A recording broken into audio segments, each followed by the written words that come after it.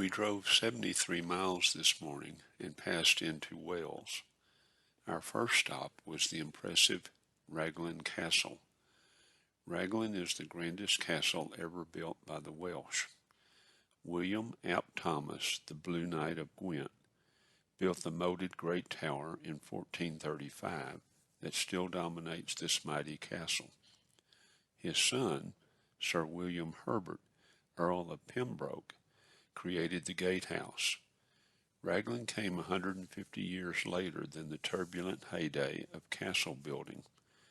In 1538, when Henry VIII destroyed many monasteries, lead from Tintern Abbey was used for improvements here at Raglan.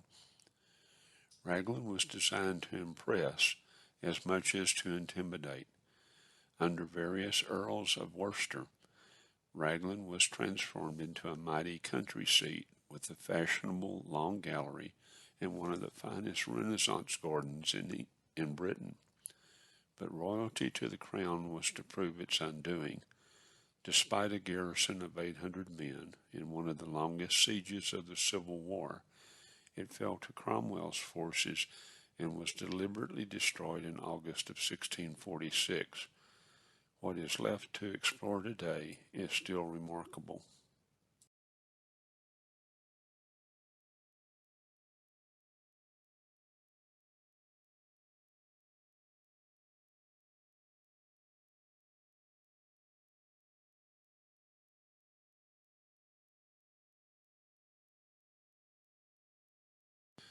Leaving Raglan, we drove 16 miles to the town of Crickhowell in Brecon Beacons National Park. We walked the small central part of town and had lunch at the Lottie Da Cafe. Crickhowell was not as interesting as we had hoped, but it gave us time to stretch our legs and be out of the car. We then drove another 16 miles through Brecon Beacons National Park to the Bluebell Hotel in the town of Neath. It was here that we discovered Europcar had switched us from unlimited mileage to only 90 miles per day. After calling them and getting no help, we abandoned the Scotland part of the trip due to the number of miles it would add. We spent the evening canceling 2 weeks of reservations and making new ones in England.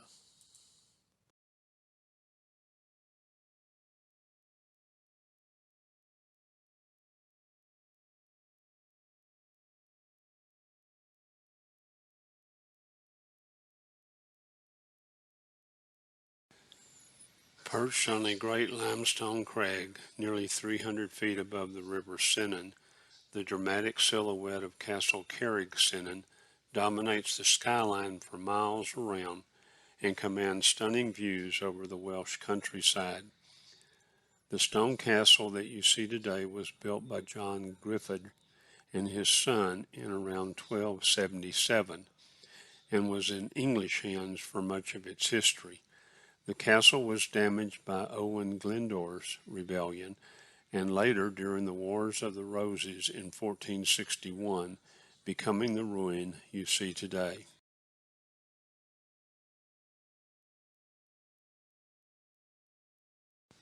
Tally Abbey was founded by Lord RHYS in 1184 for monks of the White Canon Order, and it is the order's only monastery to be found in Wales. The nave of the church was never finished due to lack of funds caused by a long-standing lawsuit with Whitland Abbey. The most obvious part of the abbey ruin is the tower, which still stands to a great height, but all other buildings have been reduced to foundation level. Much of the stone was robbed for other building projects by the villagers after the abbey was dissolved by Henry VIII in 1538. Abbey stone was used to build the chapel, which stands immediately beside the site. The chapel and cemetery overlook a valley and pond.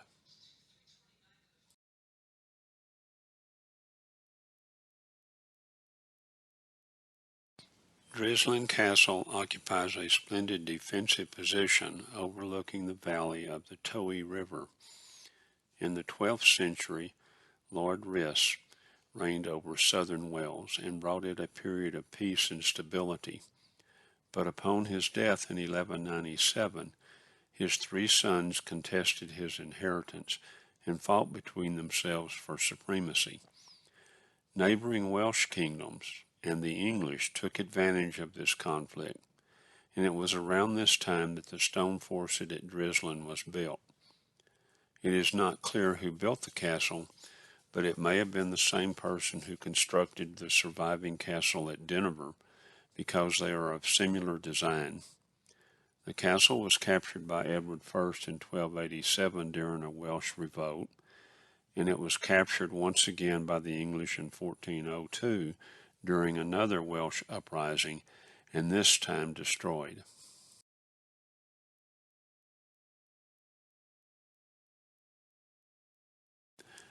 The National Botanic Garden of Wales sits on 568 acres that originally belonged to the Middleton family, who built a mansion on the property in the early 17th century. The land was purchased by William Paxton in 1789, and he rebuilt Middleton Hall, created a fabulous water garden, and constructed a tower in honor of Lord Nelson on the property. The gardens were dedicated in 2000 and open to the public. The Great Glass House is the largest structure of its kind in the world and houses plants from Chile, Western Australia, California, South Africa, the Canary Islands, and the Mediterranean.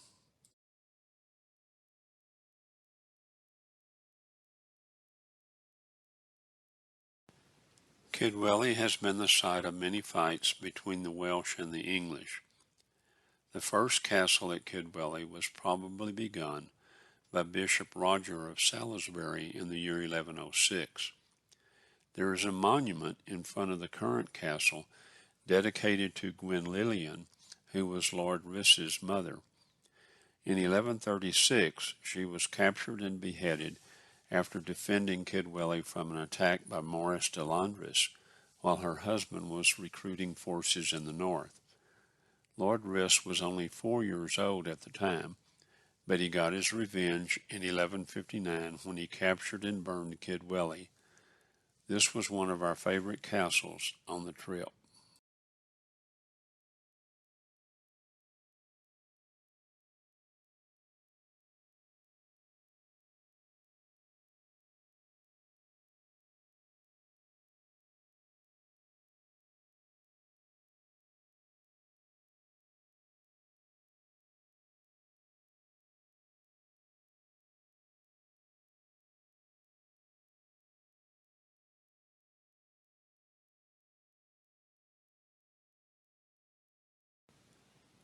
There were no parking spots available when we arrived at the Boar's Head Inn, so we parked the car around the corner in a public lot.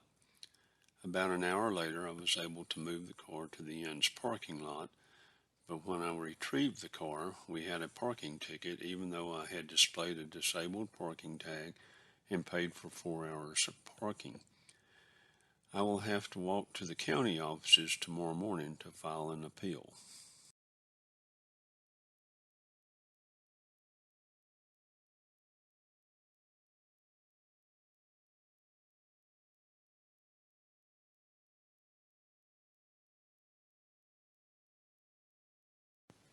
Loughrne Castle has a beautiful setting on the estuary of the Taff River. The Norman kings began the practice of giving lands on the Welsh border to morture lords, who were responsible for protecting the border against the Welsh, and when possible to extend the holdings of the king. Loughrne is one of those morture castles built in the year 1116. In the year 1171, Lord RHYS met with Henry II in this castle to sign a peace treaty that lasted until Henry died in the year 1189. Richard I did not honor that peace treaty, and Lord RHYS began his campaign against the English king by capturing Langhorne and several other castles along the border. The castle exchanged hands between the Welsh and English many times over the coming years and was finally destroyed during the English Civil Wars. The castle ruins were a favorite hangout for the poet Dylan Thomas.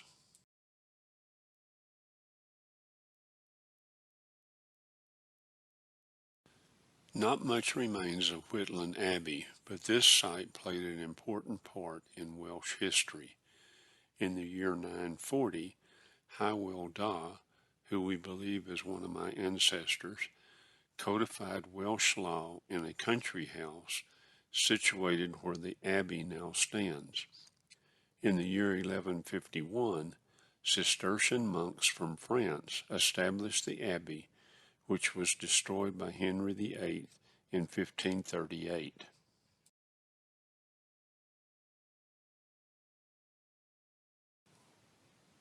We made a stop at a shop in Cold Inn where father and son make Welsh love spoons. We bought one to add to our collection.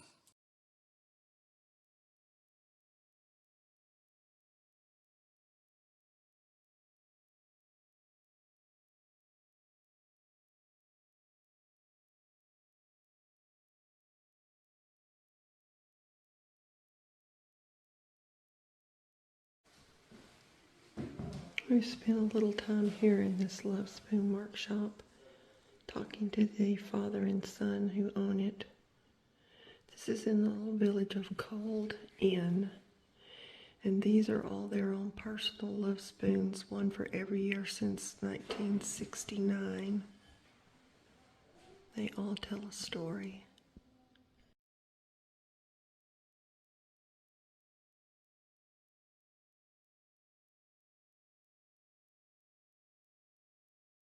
Tenby has a natural harbor and has been an important port city from early Welsh history.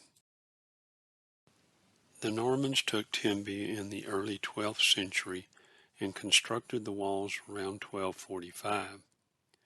But an attack by Lord RHYS in 1153 and another attack by Llewellyn the Great in 1260 influenced the town leaders to rebuild the walls in 1264. There were 4 arched entry gates into town, but the 5 arches is the most prominent feature remaining today. We strolled through the crowded streets to get good views of the harbor and beach areas, which were also crowded with people enjoying the warm weather.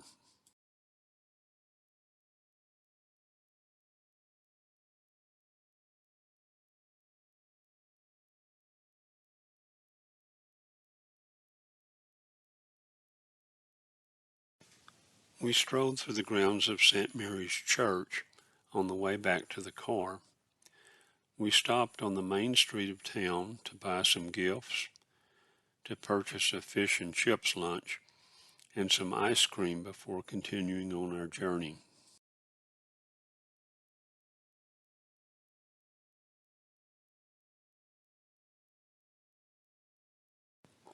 The Pembroke coastline in Wales has some of the most beautiful coastline in the world.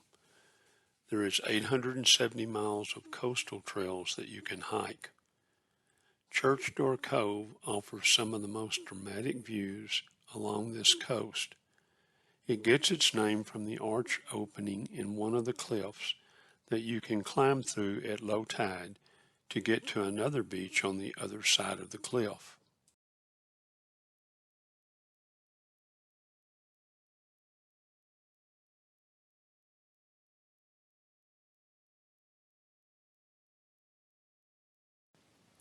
Another scenic section of the Welsh coastline is the area around Stacked Rocks. You must drive through an army tank range to get to the parking lot in order to view the 2 limestone stacks that have been formed by erosion of the coast. The rocks seem to be a favorite nesting place for a colony of seagulls. We arrived too late to enter Pembroke Castle, but drove by the site on our way to the Eaton House bed and breakfast.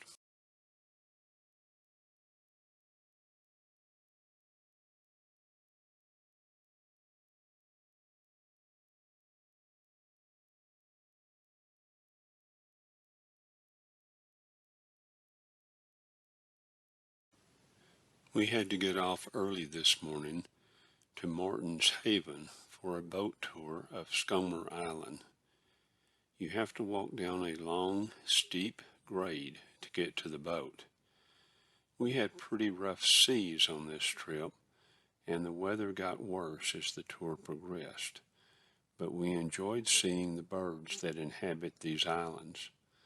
Skomer is best known for its large breeding seabird population.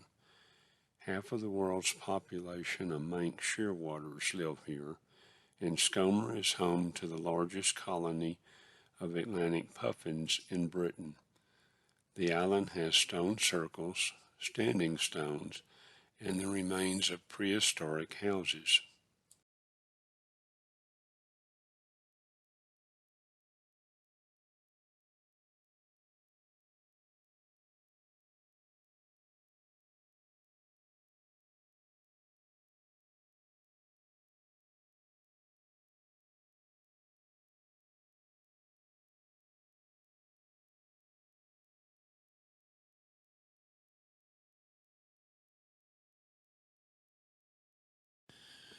There has been a church on this site since the 6th century, but the cathedral we see today was begun in the year 1181. After the central tower collapsed twice, it was reinforced by Bishop Gower in the 14th century. He also extended the nave, built the bishop's palace, and installed the choir and ornate stone screen. The unique timbered ceiling was installed between 1536 and 1547 by Bishop William Barlow. He also removed the lead roof of the bishop's palace, which caused the structure to decay.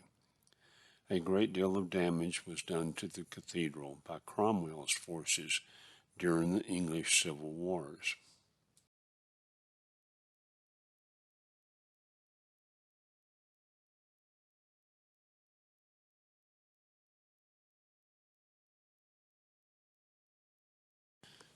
We stayed at the Trewern Arms in Nevern and had a good dinner under the sprawling oaks adjacent to the inn.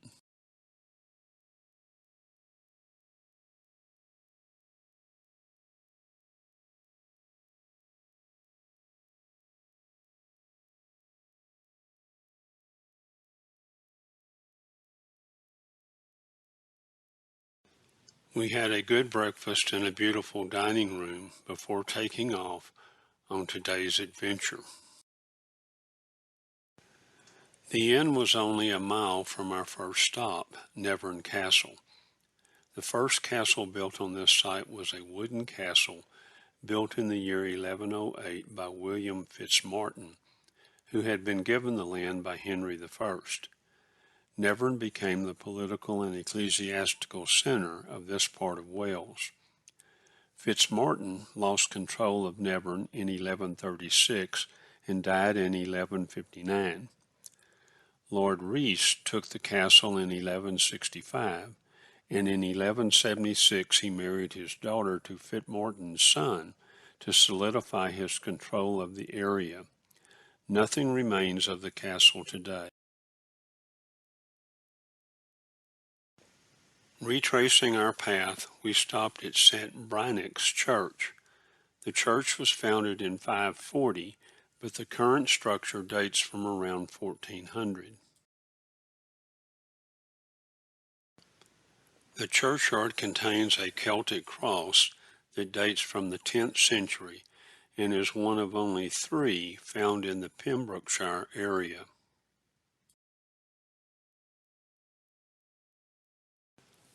Also found in the churchyard is a memorial stone that dates from the 5th or 6th century. It has writings in Latin and Ogham, which is an ancient language of Ireland. In addition to the cross and stone, the churchyard contains ancient yew trees. One is known as the bleeding yew for the dark resin that drips from a wound on the trunk. A legend associated with the bleeding yew says that a monk was hanged from the tree for a crime he did not commit. With his final breath, The monk vowed that the tree would bleed for eternity as a reminder of his innocence. Another tale says that the tree will bleed until Nevern Castle is occupied once more by a Welshman. This mounting stone, which is found outside the grounds of the church, was used by gentlemen to get on their horses.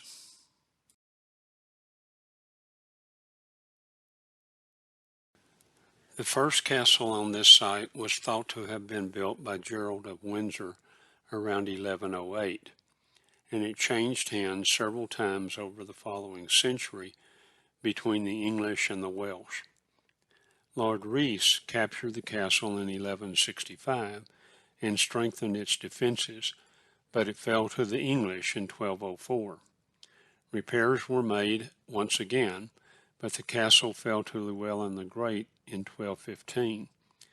The English retook it in 1223 and began construction of the stone castle we see today.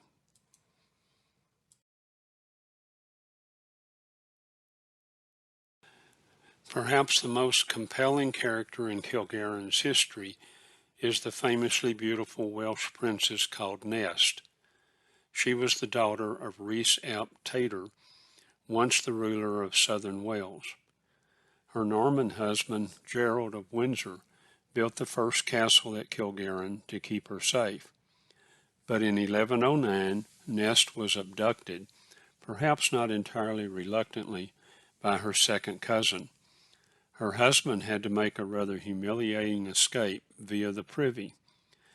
This wasn't her only amorous adventure. She became mistress to a number of powerful men, including Henry I, earning herself the nickname Helen of Wales.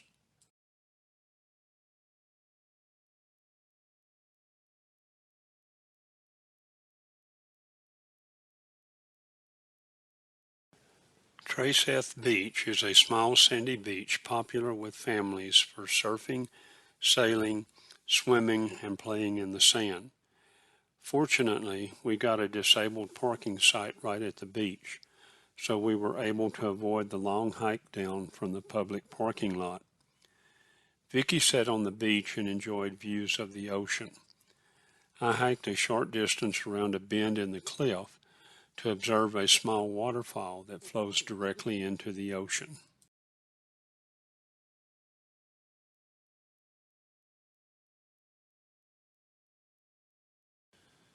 A Cistercian monastery was founded nearby in 1164 with the patronage of Lord RHYS. The abbey was consecrated in the year 1201. Several descendants of Lord RHYS are buried here. In 1238, Llewellyn the Great held a council at Strata, Florida, and made the Welsh leaders acknowledge his son as his rightful successor. Henry IV took the abbey during a Welsh rebellion in 1401. Henry VIII dissolved the abbey in 1539 and had it destroyed.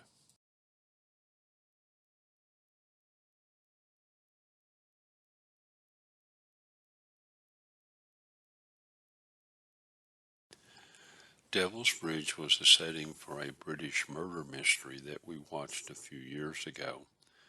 The hotel where we ate lunch was used as a home for young girls, one of whom was murdered at Devil's Falls.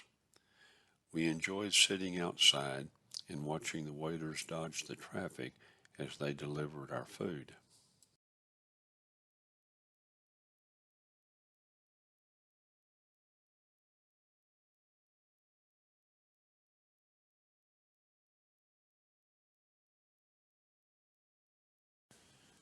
We spent the night in the White Lion Hotel in a town that I will not attempt to pronounce.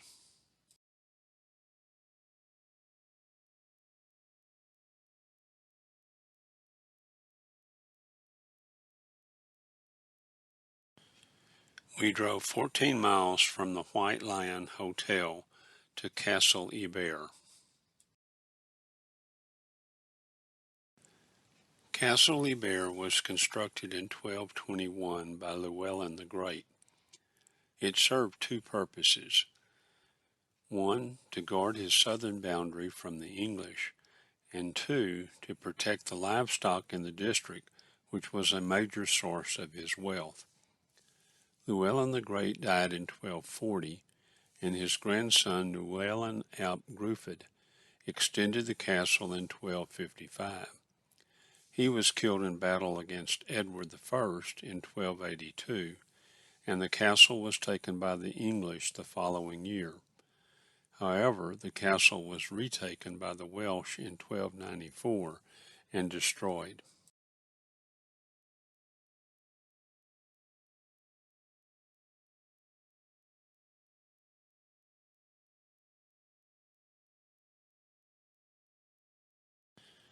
We drove 34 miles from Castle Ibere to Harlech Castle.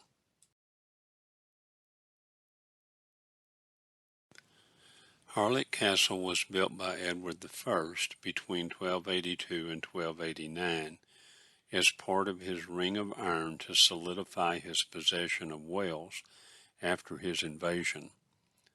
Over the next few centuries, the castle played an important part in several wars, withstanding the siege of Madoc ap Llewellyn between 1294 and 1295, but falling to Prince Owen Glyndwr in 1404.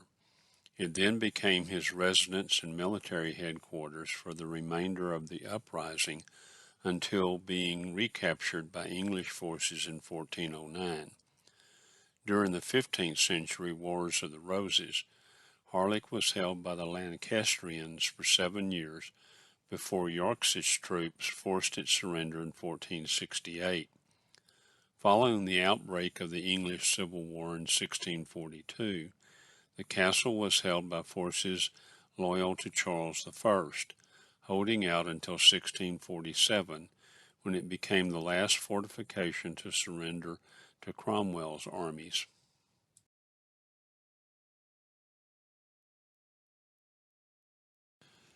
We drove 27 miles from Harlech Castle to Dobodorn Castle.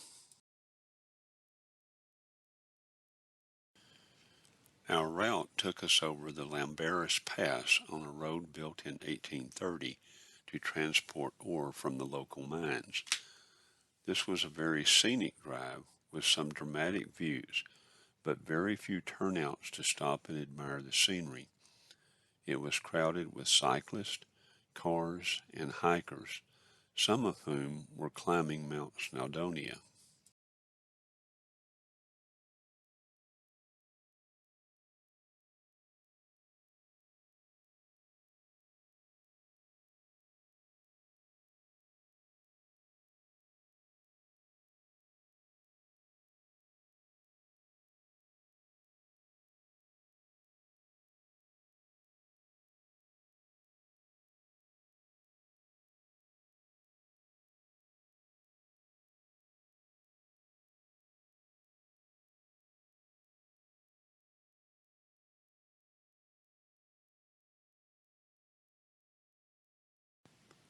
Dobodorn Castle was built by Llewellyn the Great between 1220 and 1230.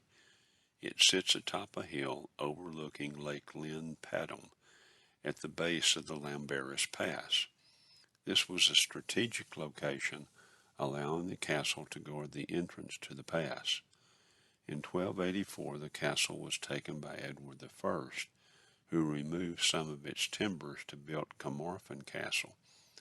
The castle was used as a manor house for many years before falling into ruin in the 18th century.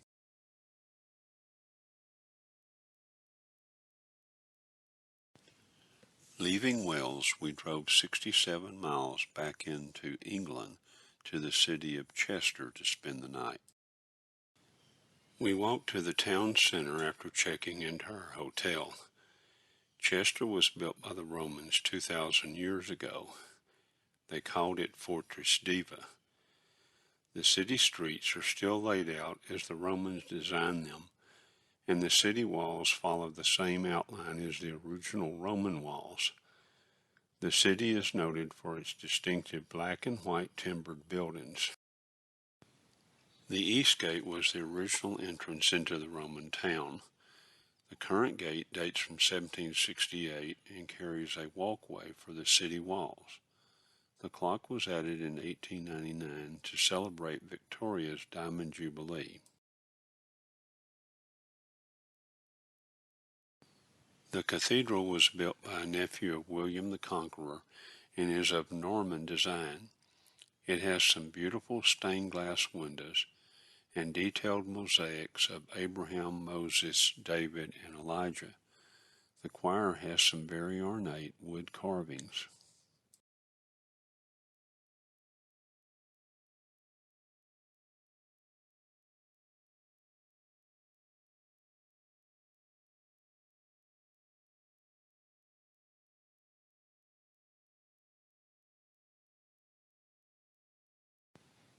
The Roman amphitheater is the largest uncovered in Britain to date.